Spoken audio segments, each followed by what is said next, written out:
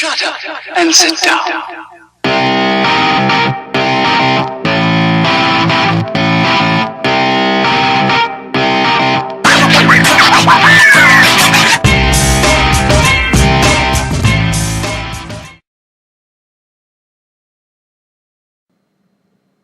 So, surprise, surprise, only a day after the primaries of Super Tuesday for California, South Dakota, North Dakota, Montana, New Mexico, New Jersey, voter fraud complaints are going rampant. And I wouldn't be making a video about this, but it seems every state this cycle has had rampant complaints about voter fraud, voter suppression, purging of the ballots, the ballot rolls, and provisional ballots being handed out left and right like they're some kind of holy sin to us. Provisional ballots we know aren't counted. You know they're not counted. We've known this since day one, and we did everything that we were supposed to. We did everything that should and could have been done to stop what happened yesterday from happening. Yeah, why are we all off the list? Yeah, and I got an email confirmation. I have my mail-in ballot. There's no reason why I'm not on this list. Exactly. They're trying to hand out provisional ballots. They're saying that the machine is broken. They're telling us that we're all not on this list. This is here in 90026, one of the biggest donors to the Bernie Sanders campaign. They're handing out provisional ballots,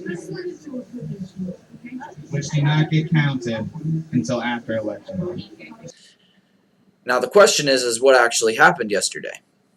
And you see, what actually happened yesterday was a voter fraud across the board. Maybe not even fraud, voter suppression definitely across the board. One and the most mainstream thing that we have to fight about right now is the media calling the election for Hillary Clinton before the election is over. Before yesterday, we had a chance. And we had a damn good chance to not only come out with hundreds and hundreds of delegates, but we had a very good chance of coming out with more pledged delegates, state-voted delegates, than did Hillary Clinton. And it's ironic to me that in the biggest state in our country with the most votes and the most delegates up for grab that we just conveniently cancel exit polls. Now, why did they do that? They canceled the exit polls because none of them, not a single one throughout this entire primary in any state, has actually matched the outcome. Now, in any other country, that would be red flags, left, right. Red flags are up. We're investigating this because the exit polls give you an idea of what to expect from the polls. And 90% of the states that have voted this election cycle show Bernie winning in exit polls. But no, we just conveniently cancel those in the largest state, and we just conveniently cancel those in the state that offers the most delegates. I've already stated that there was unprecedented amounts of voter registration, new voter registration for the Democratic Party, and there was unprecedented amounts of NPP crossovers, okay? If you really can't see what's going on there, there's a problem with you. And the problem with you is that you don't want to see what's going on there. Now,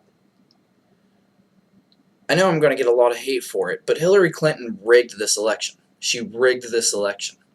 And people are going around saying, oh, well, it's a huge mark in history for women, and it's a huge achievement for women. And I know I'm going to get a lot of hate for saying this, and it's not because Hillary Clinton's a woman, and I'm not sexist, but she did not win this election. She stole this election. She bought this election. And honestly, through the voter fraud and suppression that we know happened, she won. Now, if you want to see that as an accomplishment for women, you go right ahead. But I know people my age, I know millennials across the board, and honestly, a lot of progressives, a lot of liberals, a lot of lefties, as you want to call them, don't agree. Hillary Clinton did not accomplish anything for women. She accomplished something for the Democratic Party, and as we've all learned very, very quickly, the Democratic Party is corrupt. Republicans are right in that sense. They say the Democratic Party is a mess. It's a complete and utter lie. And it is. It honest to God is. It is. But it's not the one that's putting forth a leader that is known on bigotry and racism and sexism and so on and so forth. So in that sense, Republicans are right. The Democratic Party is corrupt beyond comprehensibility.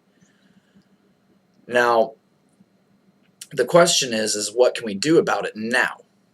And to be honest, now I'm not sure. Bernie stated last night that he's in this race for us, and he's going through Washington, and he's going to go through the District of Columbia, rather. And he's going to go to the convention. Bernie, my plea to you is to stop with this bullshit. To seriously just stop with the Democratic Party. You've stated before that you won't cross over because you don't want to be responsible for Trump becoming president.